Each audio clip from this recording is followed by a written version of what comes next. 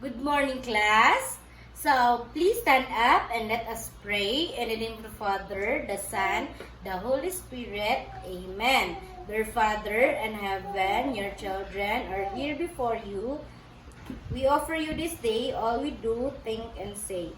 Please give light to our minds so that we can understand our lessons well. Help us to be obedient and truthful. Help us to love one another because we're all your children.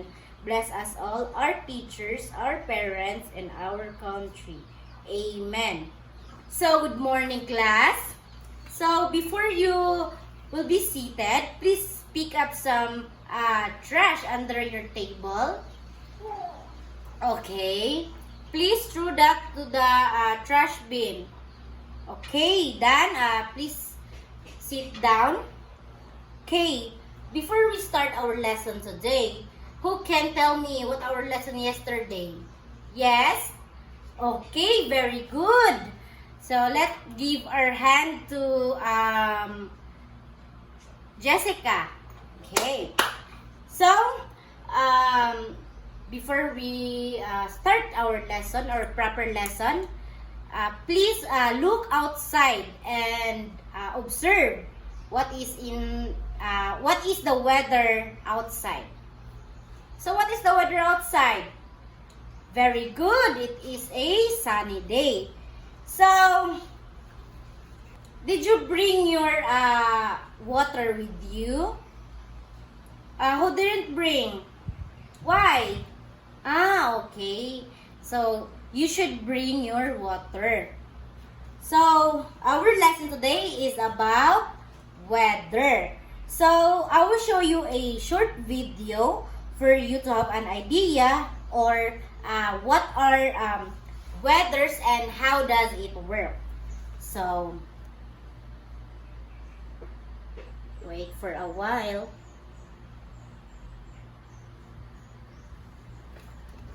Smile and learn! Hi there! I'm going to teach you what the weather is like. What do you see through the window? That's right! It's the sun! When we can see the sun, we say, it's sunny! Sunny!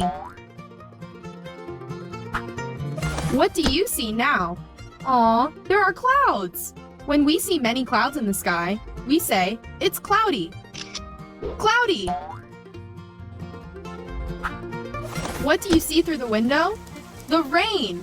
When there are clouds, droplets fall down and we say it's raining. Rainy!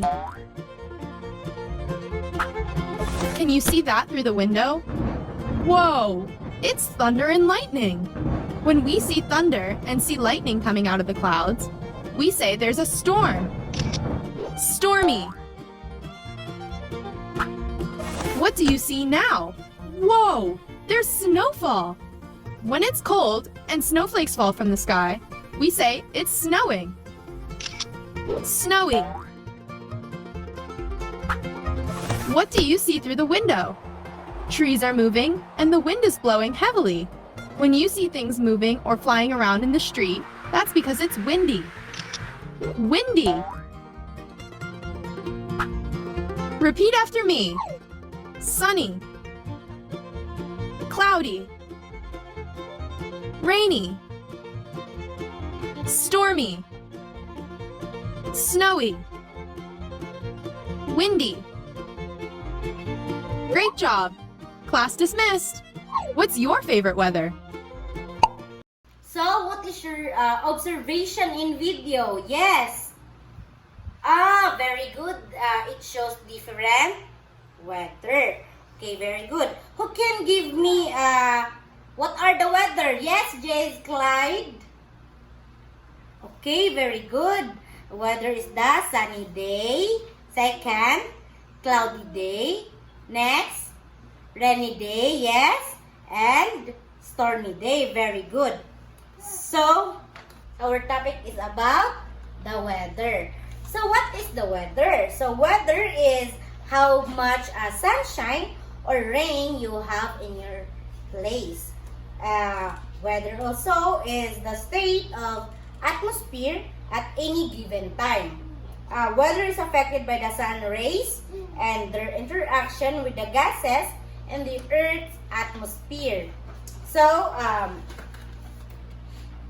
So here there are 5 weathers: the sunny day, the cloudy day, windy day, rainy day, and stormy day. Wait for a while.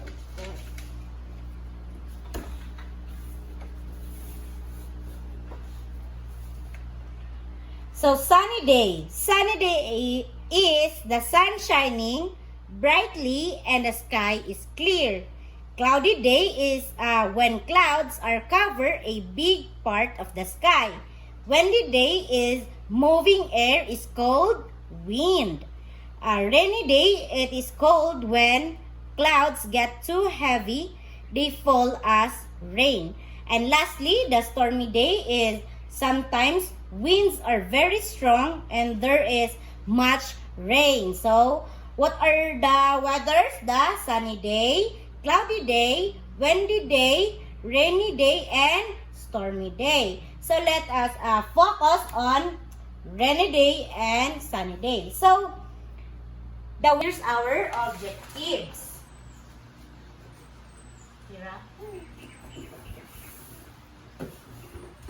So, the objectives is that by the end of the lesson, the pupil should be able to first is identify the different kinds of weather. Second is aware of things that we can do and wear in certain kinds of weather. And lastly is the actively participate in the class discussion. So, our lesson today is about the weather. So, wait for a while. I will show you my PPT. So, our lesson today is about the weather. Okay, very good. So, weather is how much sunshine or rain you have in your place. Or weather is the state of the atmosphere at any given time. Weather is affected by the sun.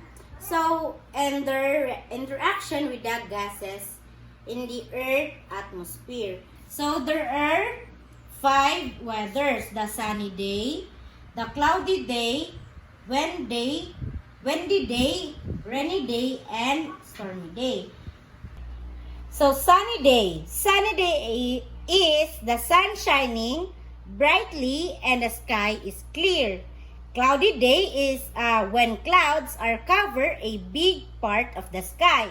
Windy day is moving air is called wind. Rainy day, it is cold when clouds get too heavy, they fall as rain.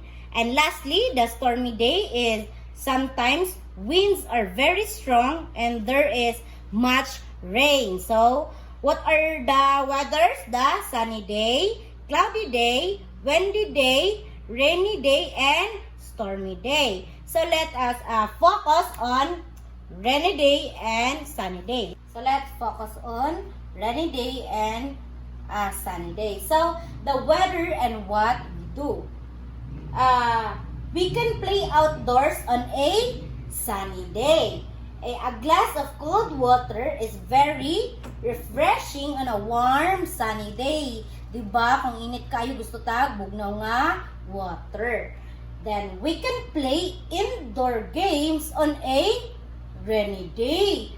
A bowl of hot soap is very good on a cold rainy day. Second, the weather and what we wear. So, in sunny day, we wear hat and we wear sleeveless. We wear short because in sunny day it is so hot and sometimes kung mag-init siya is usay na pud ang kanang hangin. It is okay kung kanang init siya then naay kanang wind. So, in rainy day, what we can wear? Raincoat. And also, when you didn't have a raincoat, you can bring your umbrella. Did you understand, class? Okay, very good. Again, what are the weathers? The sunny day, the windy day, yes, the rainy day, the stormy day, and the cloudy day. It's very good. So, in rainy day, what we wear or what we unsay atong suoton kung mag-ulan? Yes. Okay, very good. We wear a raincoat, boots, and you should bring your umbrella. Okay, very good. And how about in sunny day? Okay, yes? Very good. We should wear hat. And, yes? Not thick clothes, very good. Or the sleeveless. Yes? Okay, very good. In sunny day also, we can wear our sunglasses. Okay, so now, na-understand naman sa tanan. So, now we will be having a grouping. So, let us make 5 groups. Let's count off from left to right. 1 to 5. Okay, done. Okay, very good. So now go to your respective groups and I want you to brainstorm, and I will give you a puzzle. I will give you a puzzle, you will arrange it, and after arranging it, you will say together what is that weather. Okay? Understood? Okay, very good. So I will give you 10 minutes to do it. The first group will finish, will get the 50 points. Second will be 40 points. Third, 30 points. Fourth, 20, and the last will be given 15 points. Okay? So time's up. Okay.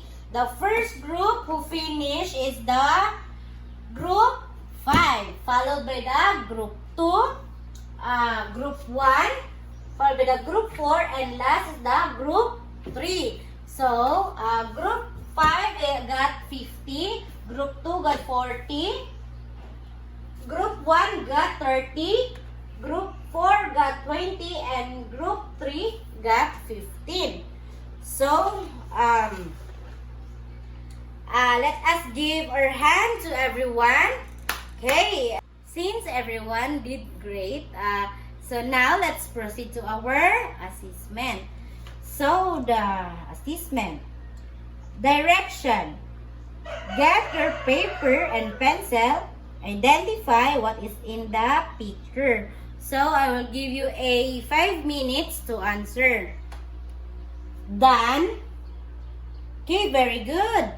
So let's answer. Number 1. It's rainy day. Number 2. Number 2 is? What's our number 2? Stormy day. Very good. The number 3. Napalupad sila kite. Unsa man? Pag magpalupad og kite unsa? Windy day. Very good. Number 4.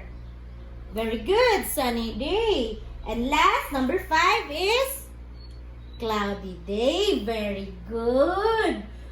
So, since nasa tanong gid sa tanan, so that's end our lesson.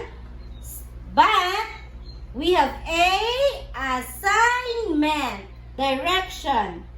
Write the type of weather when it is appropriate to use the items below. Understand, Geisler? Geisler. Okay, very good. Don't forget your assignment, ha? Geisler.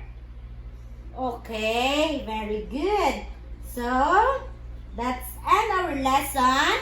Goodbye, class. Goodbye. See you tomorrow. Don't forget your assignment, ha?